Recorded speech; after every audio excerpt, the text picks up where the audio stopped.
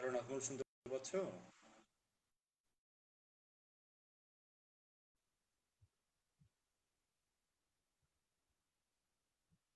Hello.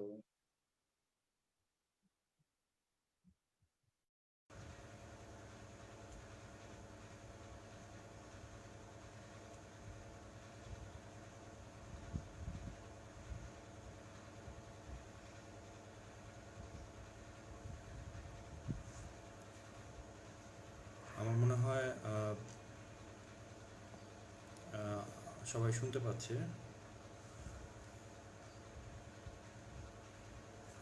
Nazmul, sound কি clear আছে?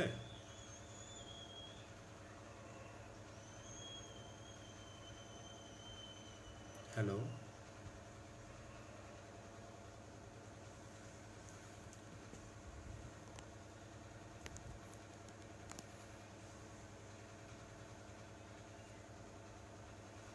আপনারা একটু কমেন্টে একটু লিখে পাঠান সাউন্ডটা ক্লিয়ার আছে কিনা।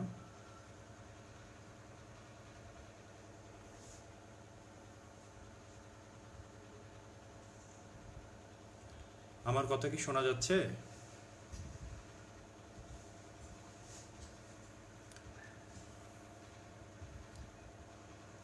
আমার মনে হয় আমি শুরু করি। যদি অডিওতে সমস্যা হয় কাইন্ডলি আমাকে একটু এসএমএস করে জানাবেন।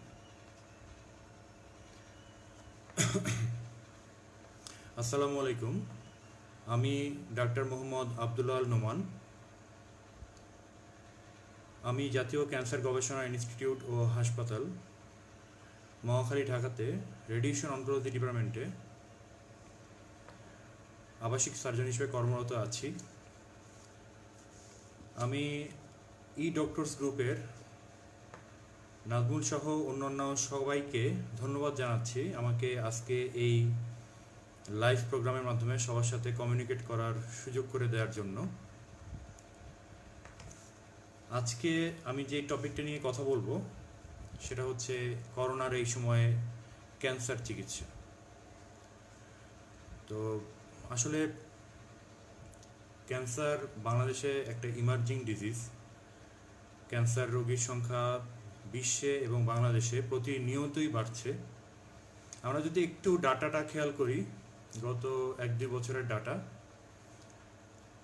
গত 2018-19 সালে সারা পৃথিবীতে প্রায় 1.5 কোটি থেকে 2.25 কোটি নতুন ক্যান্সার রোগী ডায়াগনোসিস হয়েছে প্রতি বছর। প্রতি বছর 1.5 থেকে 2.25 কোটি ক্যান্সার রোগী ডায়াগনোসিস হয়।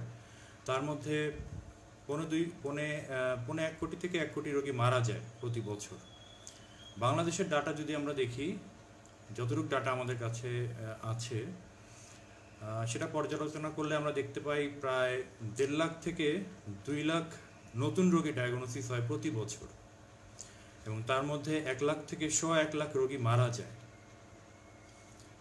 তো এইটুকু ডাটা দেখে অন্তত আমরা এটুকু আন্দাজ করতে পারি যে কি পরিমাণ ক্যান্সার রোগী প্রতিনিয়ত বাড়ছে, এবং বিভিন্ন কারণে ক্যান্সার রোগীর চিকিৎসাটাও এই মুহূর্তে এই করোনার এই প্যান্ডেমিক সিচুয়েশনে খুব জরুরি। আসলে অন্যান্য সব রোগের চিকিৎসা যেরকম বাংলাদেশের এই প্রেক্ষাপটে যতটুক অ্যাক্সেসিবল সাধারণ মানুষের দেড়গোড়ায় আছে, সেই তুলনায় ক্যান্সার রোগীদের চিকিৎসা কিন্তু ততটুক অ্যাক্সেসিবল না। দেখা গেছে আপনার বিভাগীয় পর্যায়ে অথবা কিছু জেলা পর্যায়ে ক্যান্সার হাসপাতাল অথবা ক্যান্সার ডাক্তার এর সুবিধাটা পাওয়া যায়। এর বাইরে কিন্তু আসলে ক্যান্সার ডাক্তার পাওয়া যায় না। ক্যান্সার রোগটা অন্য রোগ থেকে একটু আলাদা। আমি আজকে আসলে যে বিষয়গুলো নিয়ে আপনাদের সামনে কিছুক্ষণ কথা বলবো, সেটা হচ্ছে এই মুহূর্তে এই করোনার এই প্যান্ডেমিক সিচুয়েশনে ক্যান্সার রোগীর চিকিৎসা আদৌ প্রয়োজন আছে কিনা, যদি প্রয়োজন থাকে সেই আমার নেটটা একটু প্রবলেম করলো। যদি প্রয়োজন থাকে সেই চিকিৎসা কোথায় পাওয়া যাবে, সেই চিকিৎসা নেওয়াটা কতটা জুডিশিয়াল, কোন রোগী কী ধরনের ক্যান্সার চিকিৎসার জন্য সুইটেবল, এবং এই ধরনের একটা রিস্কি সিচুয়েশনে যেখানে করোনা নিয়ে সবাই আতঙ্কগ্রস্ত, সেখানে ক্যান্সারের মতো একটা রোগের চিকিৎসা আসলে কতটুকু কমপ্লিকেশন বা বিপদ নিয়ে আসতে পারে, অথবা চিকিৎসা না করালে কতটুকু বিপদ হতে পারে, সেটা নিয়ে আমরা কিছুক্ষণ কথা বলব। প্রথমে আমি একটু বলি যে ক্যান্সার রোগ, আমি প্রথমেই বলেছি যে ক্যান্সার রোগটা কিন্তু আসলে অন্য রোগ থেকে একটু আলাদা। এই কারণে যে ক্যান্সার রোগটা চিকিৎসা না করলে ক্যান্সার রোগটা প্রতিনিয়তই বাড়তে থাকে। রোগ বাড়তে থাকার কারণে সিমটম আরও ডিটোরিয়েট করে, আরও রোগী খারাপ হয়ে যায়। পাশাপাশি ক্যান্সার রোগীরা অন্য রোগীদের চেয়ে ইমিউনোকম্প্রোমাইজড। ইমিউনোকম্প্রোমাইজ শব্দটা মানে হচ্ছে রোগ প্রতিরোধ ক্ষমতা একটা মানুষের শরীরে স্বাভাবিকভাবে যতটুকু থাকা উচিত, ক্যান্সার রোগীদের কিন্তু সেই পরিমাণ রোগ প্রতিরোধ ক্ষমতা আসলে থাকে না। এছাড়া ক্যান্সার রোগীদের শরীরে কিছু অন্যান্য রোগীদের তুলনায় কিছু জটিলতা তৈরি হয়। ক্যান্সার, যখন শরীরে একটা ক্যান্সার থাকে, যখন শরীরে একটা টিউমার থাকে, ওরা রক্তের মধ্যে কিছু কেমিক্যাল রিলিজ করে, যার কারণে রক্ত জমাট বেঁধে যাওয়া অথবা অতিরিক্ত রক্তক্ষরণ এর মতো এই জটিলতাগুলো তৈরি হয়। তো এই প্রেক্ষাপটে ক্যান্সার রোগটা নিয়ে বসে থাকার কোনো সুযোগ নেই। করোনার এই সিচুয়েশনে ক্যান্সার রোগের চিকিৎসার প্রয়োজন আছে। আর একটা ব্যাপার আমি একটু বলি যে আমাদের যে কয়টা ক্যান্সার হাসপাতাল আছে তাদের মধ্যে কয়েকজনের সাথে, কয়েকটা হাসপাতালের কয়েকজন কলিগের সাথে আমি কথা বলেছি। সবার কাছ থেকে একটা কমন কথা আমি শুনেছি, হয়তো আপনারাও জানবেন, এটা আপনাদের সাথে হয়তো শেয়ার করে। সেটা হচ্ছে যে এই মুহূর্তে করোনা রোগে সবচেয়ে বেশি মারা যাচ্ছে যাদের কোমরবিডিটি বেশি। তার মধ্যে সবচেয়ে বেশি মারা যাচ্ছে যাদের ডায়াবেটিস থাকে, দ্বিতীয় হচ্ছে যাদের ক্যান্সার থাকে, তৃতীয় হচ্ছে যাদের কার্ডিওভাস্কুলার ডিজিজ অর্থাৎ হার্টের অথবা ভেসেল, ব্রেন স্ট্রোকের মতো রোগগুলো থাকে। এর পরের পর্যায়ে দেখা গেছে যাদের অ্যাজমা অথবা অনেক দিন ধরে যাদের শ্বাসকষ্ট, সিওপিডি, এই ধরনের রোগগুলো থাকে। তো বোঝা যাচ্ছে যে আসলে ক্যান্সার রোগটা এই সিরিয়ালে যদি দ্বিতীয়তে চলে আসে, অর্থাৎ ক্যান্সার রোগীদের যদি করোনা হয়, সেই রোগীকে কিন্তু আসলে মানে সারভাইভ করানো, সঠিক চিকিৎসা দিয়ে সারভাইভ করানো খুব কঠিন। আর আরেকটা ব্যাপার যেটা বলতে হয় যে ক্যান্সার রোগী যখন রোগ নির্ণয় করতে হয়, ডায়াগনোসিস করতে হয়, তখন যে কয়টা পরীক্ষা নিরীক্ষা আছে আমাদের দেশে প্রচলিত এবং সারা বিশ্বে প্রচলিত, সেই পরীক্ষাগুলো ইনভেসিভ শব্দটা মানে হচ্ছে শরীরের ভিতর থেকে রক্ত অথবা শরীরের ভিতর থেকে মাংস বের করে সেই পরীক্ষাটা করে ক্যান্সার কনফার্ম করতে হয়। তো যখন একটা রোগীর করোনা থাকে অথবা করোনা হওয়ার সম্ভাবনা থাকে, এই ধরনের রোগীদের এই ধরনের পরীক্ষা নিরীক্ষা, যেটা কিনা শরীরের ভিতর থেকে মাংস আনতে হয় অথবা শরীরের ভিতর থেকে রক্ত রস নিয়ে আসতে হয়, সেগুলোই অন্যান্য অনেক সিচুয়েশনের চেয়ে একটু বিপজ্জনক, একটু জটিল। সে কারণেও কিন্তু মানে এই সিচুয়েশনে ক্যান্সার রোগীদের একটু এক্সট্রা কেয়ার, একটু এক্সট্রা কিছু কথা জানা দরকার। আমি আজকে খুব অল্প সময় নেব, আমি কিছু কথা বলবো যে আসলে আমাদের দেশে এই মুহূর্তে করোনা রোগ, ক্যান্সার রোগীদের যে চিকিৎসাগুলো প্রচলিত আছে, তাদের মধ্যে করোনা যাদের হয়ে গেছে অথবা করোনা হলে কি করতে পারে, এই ব্যাপারে অল্প কিছু আলোকপাত করে আমি আমার কথা শেষ করব। আমি প্রথমে কিছু কথা বলি, যেমন কিছু আন্তর্জাতিক গাইডলাইন আছে, কিছু দেশীয় গাইডলাইন আছে। আমাদের দেশের চিকিৎসার অপ্রতুলতা, আমাদের দেশে হাসপাতালের সংখ্যা কম, আমাদের দেশে ক্যান্সার চিকিৎসার জন্য যে মেশিনারিজ দরকার, যে ইকুইপমেন্ট দরকার, সেগুলির অপ্রতুলতা, সব কিছুর বিচারে আমি যদি আপনাদেরকে বলি, আন্তর্জাতিক সব গাইডলাইনই যে কথাগুলো বলা আছে, সেই কথাগুলো আসলে বাংলাদেশের প্রেক্ষাপটে সবসময় মেনে চলা সম্ভব হয় না। তো আমাদের দেশের প্রেক্ষাপটে বর্তমানে আমাদের দেশের ক্যান্সার চিকিৎসার সবচেয়ে বড় ডাক্তারদের সংগঠন Bangladesh society of radiation oncology একটা গাইডলাইন প্রণয়ন করেছেন। এই গাইডলাইনটা আসলে কাদের জন্য, যে ক্যান্সার রোগীরা যখন রেডিওথেরাপি নেবে অথবা ক্যান্সার রোগীরা যখন কেমোথেরাপি নেবে অথবা সার্জারি, ইমিউনোথেরাপি, হরমোন থেরাপি এসব চিকিৎসার ভেতর দিয়ে যাবে, তখন কি কি মানে সতর্কতা এবং কি কি মেজার অবলম্বন করতে হয় এ ব্যাপারে কিছু দিক নির্দেশনা আমাদের সেই বিএসআর অর্থাৎ Bangladesh society of radiation oncology গাইডলাইনে আছে। এই গাইডলাইন থেকে কিছু কথা আমি আপনাদেরকে সহজ ভাষায় বলি। আমাদের দেশে যে ক্যান্সার রোগীগুলো আমরা চিকিৎসা করি তারা সাধারণত দুই ধরনের। একটা হচ্ছে যে আমরা অ্যাক্টিভ ট্রিটমেন্ট করছি, অর্থাৎ এই মুহূর্তে ক্যান্সার রোগের চিকিৎসাটা জরুরি বা এই মুহূর্তে সেই রোগীটা ক্যান্সার চিকিৎসা পাচ্ছে। আর দ্বিতীয় আর একটা গ্রুপ হচ্ছে যারা অলরেডি ক্যান্সার চিকিৎসা পেয়ে গেছে, তাদের ক্যান্সার চিকিৎসা শেষ হয়ে গেছে, তারা এখন ফলো আপে আছে অথবা রেগুলার মনিটরিংয়ের আওতায় আছেন। তো এই যে দুইটা গ্রুপ আমি বললাম, দুইটা গ্রুপের ক্ষেত্রে কিছু কমন উপদেশ হচ্ছে, যেহেতু ক্যান্সার রোগের রোগীরা ইমিউনো কম্প্রোমাইজড, অর্থাৎ অন্যান্য রোগীদের থেকে তাদের শরীরে রোগ প্রতিরোধ ক্ষমতা অনেক কম, এ কারণে তাদের কিছু জিনিস একটু মেনে চলা উচিত। এক নম্বর কথা হচ্ছে তাদের ক্রাউড অ্যাভয়েড করা উচিত, মানে যেখানে লোক সমাগম বেশি, যেমন বাজার, মার্কেট অথবা যেখানে মানুষ জমায়েত হয় আর কি, এই জিনিসগুলো অবশ্যই অ্যাভয়েড করতে হবে। কারণ অন্যান্য রোগীদের যখন করোনা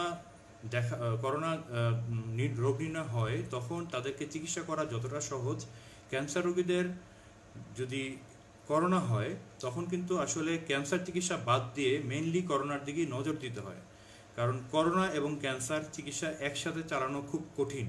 ক্যান্সার চিকিৎসা দিলেই সাথে সাথেই কিছু জটিলতা তৈরি হয়, বিশেষ করে আমি আগেই বলেছি রোগ প্রতিরোধ ক্ষমতা কমে যায় এবং পাশাপাশি দেখা গেছে যে কিছু কমপ্লিকেশন, যেগুলো আমি এর আগে বলেছি, এই কমপ্লিকেশন কারণে রোগীকে সাধারণ অবস্থাতেই আবার স্বাভাবিক জীবনে ফেরানোটা খুব কঠিন হয়ে যায়। সেখানে যদি করোনা ধরা পড়ে তখন কিন্তু আসলে রোগীকে সার্ভাইভ করানো খুব কঠিন। দ্বিতীয় হচ্ছে যে করোনা রোগীরা সবসময় একটু মাস্ক, একটু যদি বাইরে যেতেই হয় তাই গগলস পরা উচিত, নিয়মিত হাত ধোয়া উচিত, যেটা আমরা সবাই জানি আসলে WHOর গাইডলাইন অনুযায়ী সবারই 20 সেকেন্ড ধরে হাত ধোয়া উচিত, সামাজিক মেলামেশা কমানো উচিত, বাসায় বাইরের লোকজনকে না আনা আসতে কম বলা উচিত। এই হচ্ছে কমন কিছু কথাবার্তা। এর বাইরে আসলে যারা অ্যাক্টিভ ট্রিটমেন্ট নিচ্ছেন, অ্যাক্টিভ ট্রিটমেন্ট বলতে আমি বোঝাচ্ছি যারা রেডিওথেরাপি নিচ্ছেন, যারা কেমোথেরাপি নিচ্ছেন অথবা সার্জারি নেবেন বা সার্জারি করতে হবে, ইমিউনোথেরাপি নিচ্ছেন, হরমোন থেরাপি নিচ্ছেন, এদেরকে যেটা করা উচিত সেটা হচ্ছে রেগুলার কিছু মনিটরিং করা উচিত। সেই মনিটরিংগুলোর মধ্যে আছে কিছু ব্লাড মনিটরিং, কিছু সিমটম মনিটরিং। সিমটম শব্দটার অর্থ হচ্ছে সাধারণত সব ক্যান্সার রোগীদেরই কিছু সিমটম থাকে, যেমন কিছু কমন কমপ্লেইন, যে কাশি, ব্যথা, তারপরে রক্তক্ষরণ, এই ধরনের কিছু কমন সমস্যা ইনভেরিয়েবলি সব ক্যান্সার রোগীদেরই থাকে। এর বাইরেও হঠাৎ করে নতুন কোনো সিমটম যদি অ্যাপেয়ার করে সেগুলো নিয়ে ডাক্তারদের সাথে আলোচনা করা। সবচেয়ে বেস্ট হচ্ছে ওভার ফোনের আমাদের ডাক্তারদের সাথে একটু আলাপ করে নেওয়া। টেলিমেডিসিন সেবাও তো এখন আসলে অনেক জায়গাতেই চালু হয়েছে। আমাদের কেয়ার গ্রুপ, ডক্টরস গ্রুপে অলরেডি এই টেলিমেডিসিন সেবা চালু আছে। আমি আরেকটা কথা বলতে চাই এই আজকের অনুষ্ঠানের মাধ্যমে, আমাদের মহাখালী জাতীয় ক্যান্সার গবেষণা ইনস্টিটিউট ও হাসপাতাল মহাখালীতে আমরা অতি শীঘ্রই টেলিমেডিসিন সেবা চালু করতে যাচ্ছি। টেলিমেডিসিন সেবাটা হচ্ছে এমন যে একটা রোগীর কিছু রিপোর্ট দেখানো, একটা রোগীর রেডিয়েশনের তারিখ নেওয়া, কেমোর তারিখ নেওয়া, সার্জারির তারিখ নেওয়া, এই ব্যাপারগুলো আসলে এই করোনার মধ্যে ঢাকার বাইরে থেকে ঢাকায় এসে শুধুমাত্র একটা তারিখ নেওয়া বা শুধুমাত্র একটা রক্ত পরীক্ষার রিপোর্ট দেখানো, একটা ফলো আপ করা, এটা আসলে রোগীদের জন্য অনেক কষ্টকর, রোগীদের জন্য অনেক বিপজ্জনক, পাশাপাশি আমাদের হাসপাতাল স্টাফদের জন্য বিপজ্জনক। এই জিনিসগুলো কমিয়ে আনার জন্য আমরা জাতীয় ক্যান্সার গবেষণা ইনস্টিটিউট হাসপাতালে অতি শীঘ্রই একটা টেলিমেডিসিন সেবা চালু করব। পাশাপাশি আমি যে গ্রুপে কথা বলছি, এই ডক্টরস গ্রুপে, এখানেও সেই সেবাটি চালু আছে এবং সামনের দিনে আমরা এই সেবাটি হয়তো আরও বিস্তৃত করব। আমার মনে হয় যারা অ্যাক্টিভ ট্রিটমেন্ট নিচ্ছে এবং যারা ফলো আপে আছেন বা মনিটরিংয়ে আছেন, তারা এই টেলিমেডিসিন সেবাটা নিতে পারেন। এই মুহূর্তে ডাক্তারের কাছে এসে কমপ্লেইন বলা বা মনিটরিং করাটা যদি খুব বেশি নেসেসারি না হয় অ্যাভয়েড করা উচিত। দেখুন, যারা কেমোথেরাপি নিচ্ছে অথবা যারা 3 মাসের মধ্যে কেমোথেরাপি নিয়েছে, তাদের শরীরে রোগ প্রতিরোধ ক্ষমতা কম থাকে, তাদের শরীরে সাদা রক্তের পরিমাণ কমে যায়, তাদের শরীরে প্লেটলেটের পরিমাণ কমে যায়। এই ধরনের একটা সিচুয়েশনে যদি একটা রোগীর করোনা দেখা দেয়, তখন সেই রোগী কিন্তু তার স্বাভাবিক রোগ প্রতিরোধ ক্ষমতা দিয়ে সেই করোনার সাথে যুদ্ধ করতে পারে না। তখন আমরা কি করি? তখন আমরা ক্যান্সার চিকিৎসাটা বন্ধ করে করোনার চিকিৎসাটা শুরু করি। তখন কি হয়? হয়তোবা আমরা করোনার সাথে যুদ্ধ করে কেউ কেউ পেরে ওঠে, কেউ কেউ পেরে ওঠে না, কিন্তু ক্যান্সার চিকিৎসাটা কিন্তু আসলে তখন বন্ধ থাকে। ক্যান্সার চিকিৎসাটা যখন বন্ধ থাকে, তখন কিন্তু ক্যান্সার আবার তার মতো করে প্রতিনিয়তই বাড়তে থাকে। সুতরাং এই কারণে যারা কেমোথেরাপি নিচ্ছেন অথবা গত 3 মাসের মধ্যে নিয়েছেন, যারা রেডিওথেরাপি নিচ্ছেন, অথবা যাদের বোন মেরু ট্রান্সপ্লান্ট করা হয়েছে বা হবে, বা গত 3 মাসের মধ্যে বোন মেরু ট্রান্সপ্লান্ট করা হয়েছে, যারা এমন কিছু ওষুধ খান যেগুলো কিনা রোগ প্রতিরোধ ক্ষমতা কমিয়ে রাখে, যেমন ইমিউনোসাপ্রেসিভ কিছু ড্রাগ আছে, ওষুধ আছে, এই ওষুধগুলো যারা খায় তাদের এই মুহূর্তে করোনায় আক্রান্ত হওয়ার সম্ভাবনা অনেক বেশি থাকে। এছাড়াও কিছু ক্যান্সার, যেমন রক্তের ক্যান্সার, তারপরে লিম্ফেটিক সিস্টেমের কিছু ক্যান্সার, যেমন নন হজকিন লিম্ফোমা থেকে শুরু করে আরও কিছু ক্যান্সার আছে, এই ক্যান্সারগুলোতে কিন্তু করোনাতে ইনফেক্টেড হওয়ার সম্ভাবনা অনেক অনেক বেশি থাকে। তো এই কারণেই যে টেলিমেডিসিন সেবাটা এই মুহূর্তে ক্যান্সার রোগীদের জন্য খুব বেশি, কারণ এই রোগীগুলো যখন কেমোথেরাপি নেয়, তারা কিন্তু 1 দিন বা 2 দিন কেমোথেরাপি নেয়, পরবর্তী 3 সপ্তাহ, 2 সপ্তাহ অথবা 4 সপ্তাহ পর্যন্ত তারা কিন্তু বাসায় থাকে। এরপরে আবার তারা হয়তোবা কেমোথেরাপি নেয়, আবার 3 সপ্তাহ বাসায় থাকে। সো তাদের এই আশাটা কিন্তু মানে বেশ বেশ কিছুদিন বাদে বাদে, কিন্তু মাঝখানে 7 দিন পরে, 14 দিন পরে কিছু ব্লাড টেস্ট করতে হয়, কিছু মনিটরিং করতে হয়। সেই মনিটরিংগুলো হাসপাতালে এসে নেওয়াটা খুব জরুরি না। সেই মনিটরিংগুলো আপনারা ওভার টেলিফোনে অথবা এখন যে অ্যাপগুলো চালু হয়েছে, সেই অ্যাপে রিপোর্টের ছবিটা তুলে ডাক্তারের সাথে শেয়ার করতে পারেন। তাহলে যেটা হয় যে আপনার ডিসিশনটা খুব দ্রুত নিয়ে ফেলা যায়। না আসার কারণে আপনার কস্ট বাঁচে, করোনা থেকে সংক্রমিত হওয়ার ঝুঁকিটা অনেক কমে যায়। আরও কিছু কথা আমি বলি। আমাদের ক্যান্সার রোগীদের কয়েকটা কথা কিন্তু মাথায় রাখতেই হবে। সেটা হচ্ছে যে আমরা প্রত্যেকটা কেমোথেরাপির আগে অথবা রেডিওথেরাপির আগে, সার্জারির আগে, যে কোনো নতুন ক্যান্সার চিকিৎসা শুরু করার আগে করোনা টেস্ট করি। অনেকেই আমাদের কাছে প্রশ্ন করেন যে প্রতি কেমোর আগে করোনা টেস্ট করার প্রয়োজন কি আছে? আন্তর্জাতিক গাইডলাইন অনুযায়ী প্রত্যেকটা কেমোর আগেই করোনা টেস্ট করা ম্যান্ডেটরি। আমরা রোগীদের এই প্রত্যেকটা কেমোর আগে করোনা টেস্ট করার জন্য উপদেশ দেই, কিন্তু আসলে আমাদের দেশের প্রেক্ষাপটে যেহেতু আমাদের দেশে এখনও করোনা টেস্ট করার সুযোগ সুবিধাটা অনেক সীমিত, একটা মানুষকে করোনা টেস্ট করতে চাইলে সেখানে সিরিয়াল নেওয়া থেকে শুরু করে রিপোর্ট পাওয়া পর্যন্ত যে দীর্ঘ সময় অপেক্ষা করতে হয়, সেটা তার জন্য হ্যাজার্ডাস, কষ্টকর। সেজন্য আসলে আমাদের দেশীয় যে আমরা বিএসআরও গাইডলাইন মেনে চলি, বা আমরা বিএসআরও গাইডলাইন যেটা বলে, সেটা হচ্ছে প্রথম কেমোথেরাপিটার আগে অবশ্যই করোনা টেস্ট করে নিতেই হবে, এবং সাবসিকুয়েন্ট অর্থাৎ পরবর্তী কেমোথেরাপিগুলোর আগে ডাক্তারের সাথে সরাসরি অথবা ওভার ফোনে টেলিমেডিসিনের মাধ্যমে সমস্যার কথাগুলো বলতে হবে। অ্যাটেন্ডিং ডক্টর যদি মনে করেন যে হ্যাঁ, তার লক্ষণসমূহ বা সিমটমের কারণে তাকে দ্বিতীয়বার করোনা টেস্ট করা বা তৃতীয়বার করোনা টেস্ট করা জরুরি, সেক্ষেত্রে আমার মনে হয় সবাইকেই করোনা টেস্টটা করে নেওয়া উচিত। পাশাপাশি আমরা রক্তের কিছু কমন পরীক্ষা, যেমন সিবিসি থেকে শুরু করে টুকটাক কিছু কমন পরীক্ষা কিন্তু বারবার করি। রোগীরা আমাদের সবসময় জিজ্ঞেস করে, একই পরীক্ষা কেন আপনারা বারবার করতেছেন? ক্যান্সারের রোগীদের রক্তের পিকচারটা, ব্লাড পিকচারটা, মানে রক্তের অবস্থাটা আজকে একরকম থাকে, 2 দিন পরে, 3 দিন পরে, 5 দিন পরে কিন্তু এটা সম্পূর্ণ চেঞ্জ হয়ে যায়। সো এই কারণেই আমরা কেমোথেরাপি অথবা রেডিওথেরাপি শুরুর আগে রক্ত পরীক্ষা করি, 7 দিন পরে ওই পরীক্ষা আবার করি, 14 দিন পরে ওই পরীক্ষা আবার করি, এবং এভাবে প্রতি সাইকেল আগেই কিন্তু আমরা পরীক্ষাগুলো করতে থাকি। এই জিনিসগুলো রোগীদেরকে বুঝতে হবে যে আসলে এই যে টেস্ট করা এবং আমরা করোনা টেস্ট থেকে শুরু করে একই টেস্ট যে বারবার করতে বলি, এটা রোগীর ভালো, এটা রোগীর স্বার্থেই বলি, রোগীর ভালোর জন্যই বলি।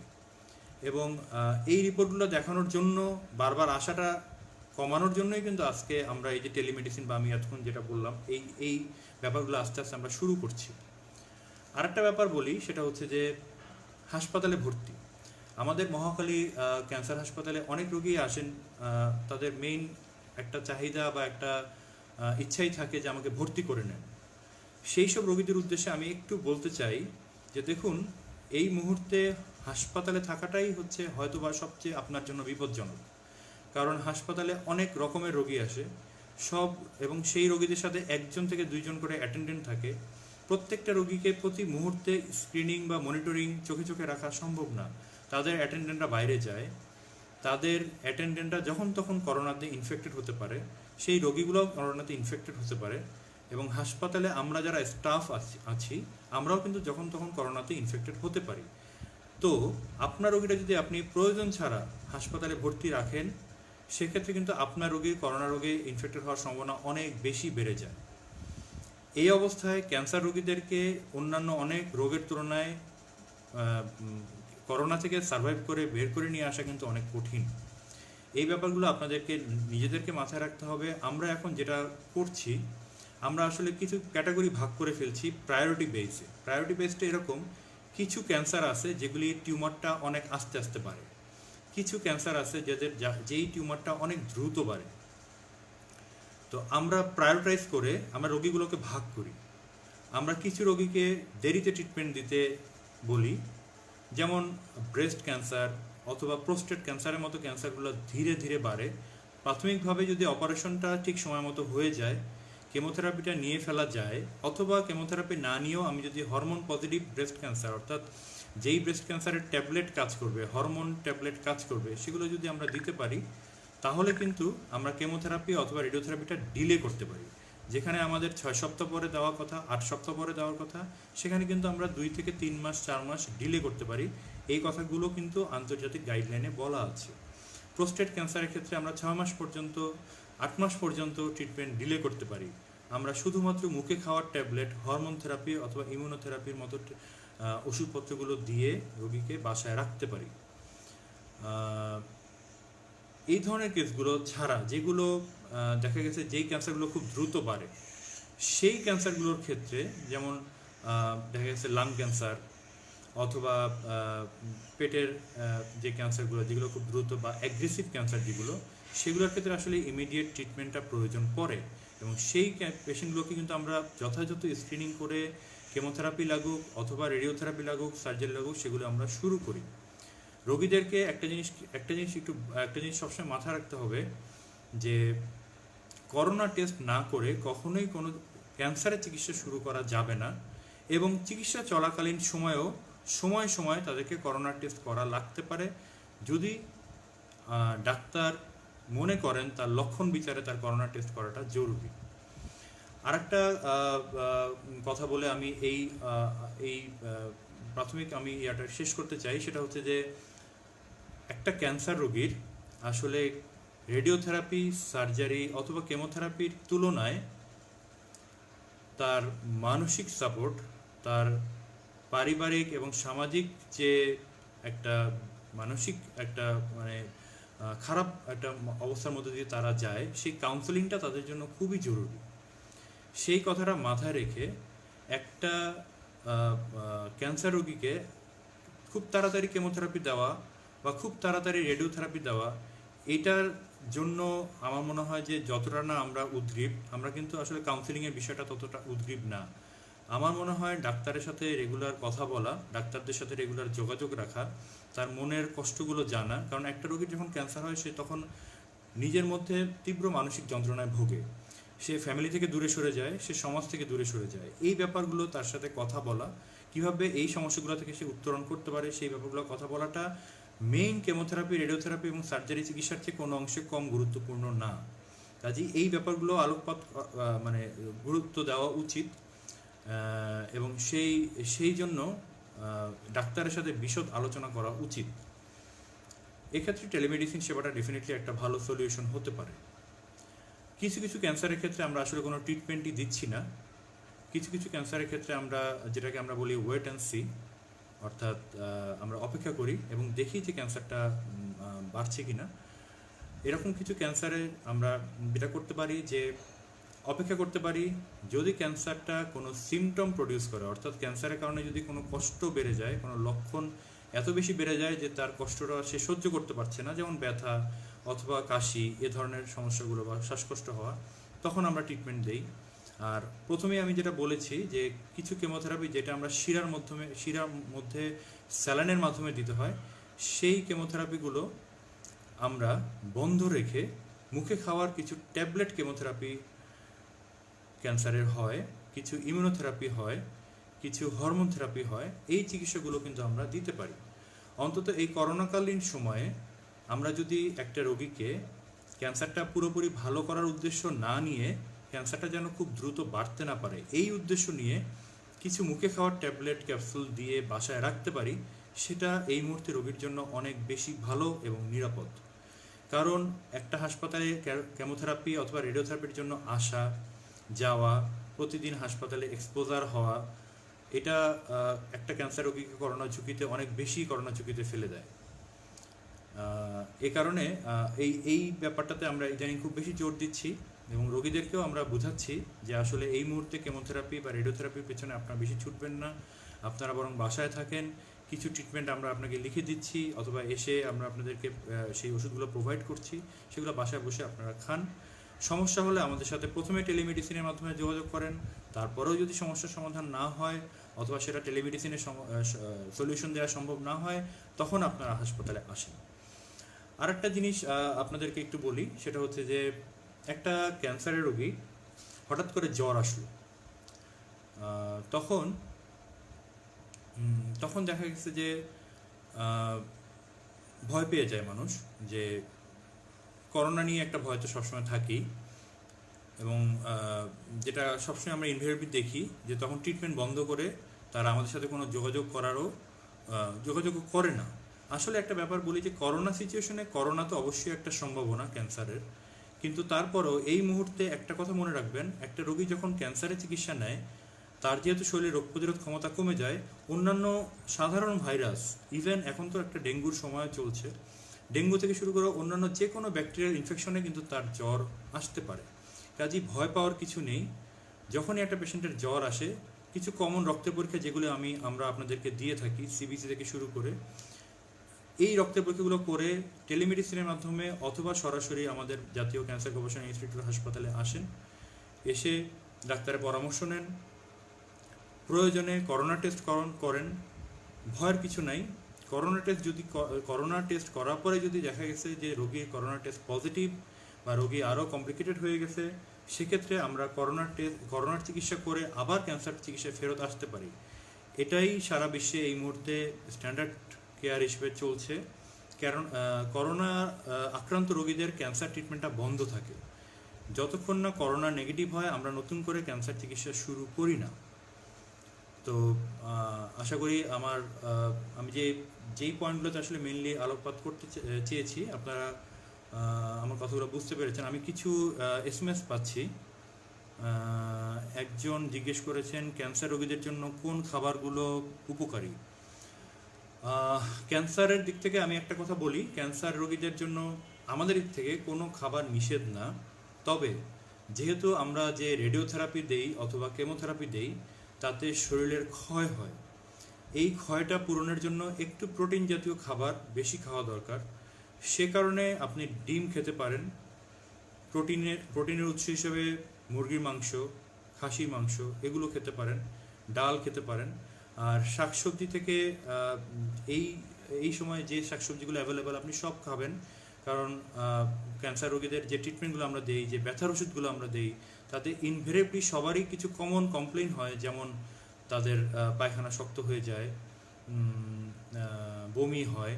এই ব্যাপারগুলো যদি আপনি একটু ফাইবার মানে শাকসবজি যুক্ত খাবারগুলো বেশি খান, এই সমস্যাগুলো কমে যাবে। আরেকজন লিখেছেন ডিম খেলে না, ডিম খেলে ক্যান্সার হওয়ার সম্ভাবনা নাই। এখন পর্যন্ত কোনো এ ধরনের স্টাডি আমার চোখে পড়েনি বা স্টাডি আসলে নাই যে এই ধরনের ডিম খেলে ক্যান্সার হতে পারে, বরং আমরা আরও ক্যান্সার রোগীদের ডিম খেতে বেশি বলি, কারণ ডিম প্রোটিনের একটা ভালো উৎস। তো এই ছিল মোটামুটি আজকে আমার বলার বিষয়গুলো। আপনাদের যদি আর কোনো প্রশ্ন থেকে থাকে আপনার SMS এর মাধ্যমে আমাকে জানাতে পারেন। ক্যান্সার চিকিৎসার জন্য শেষ কিছু কথা বলে আমি আমার আজকের এই লাইভ প্রোগ্রামটি শেষ করতে যাচ্ছি। সেটা হচ্ছে আমাদের বাংলাদেশে এই মুহূর্তে জাতীয় ক্যান্সার গবেষণা ইনস্টিটিউট ও হাসপাতালে সব ধরনের ক্যান্সারের এবং সব ধরনের ক্যান্সার চিকিৎসা চালু আছে। এই হাসপাতালের সব কয়টি বিভাগ, যেখানে radiotherapy, surgery, chemotherapy, immunotherapy, hormone therapy থেকে শুরু করে সব ধরনের ক্যান্সার চিকিৎসা যেগুলি পৃথিবীতে চালু আছে সেগুলো কিন্তু আমাদের ক্যান্সার হাসপাতালে আমরা দিয়ে যাচ্ছি। এবং প্রতিদিন আমাদের radiotherapy machine, chemotherapy, day care, প্রচুর রোগী আসছেন এবং ক্যান্সারের চিকিৎসা নিচ্ছেন। সুতরাং একটা মেসেজ আজকের এই অনুষ্ঠানের মাধ্যমে আমি আপনাদেরকে দিতে চাই যে ক্যান্সার রোগীদেরকে নিয়ে এই করোনার মধ্যে ভয় পাওয়ার কিছু নেই। আমি আগেই বলেছি, অতি শীঘ্রই আমাদের মহাখালী ক্যান্সার হাসপাতাল একটি টেলিমেডিসিন সেবা চালু করতে যাচ্ছে। আপনারা এই ডক্টরস গ্রুপের মাধ্যমে অথবা আমাদের ক্যান্সার হাসপাতালের ওয়েবসাইটের মাধ্যমে সেই হটলাইন নাম্বারগুলো পেয়ে যাবেন। পেয়ে গেলে আপনারা সেই হটলাইন নাম্বারে যোগাযোগ করে আমাদের পরামর্শ নিতে পারেন, অথবা যখন আমাদের হাসপাতাল 24 ঘন্টাই খোলা থাকে, শুধুমাত্র ওপিডিটা সকাল 8টা থেকে দুপুর 2:30টা পর্যন্ত খোলা থাকে। আপনারা যখনই আসবেন আমাদের ইমার্জেন্সি খোলা পাবেন এবং ক্যান্সার রোগীদের যে কোনো সমস্যার জন্য আমরা আপনাদের পাশে আছি।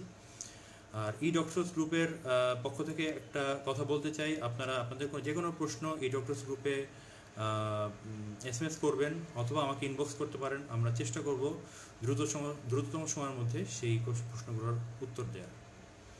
তো এতটুকুই আজকে আমার বলার ছিল। ধন্যবাদ সবাইকে, আবার দেখা হবে। আসসালামু আলাইকুম।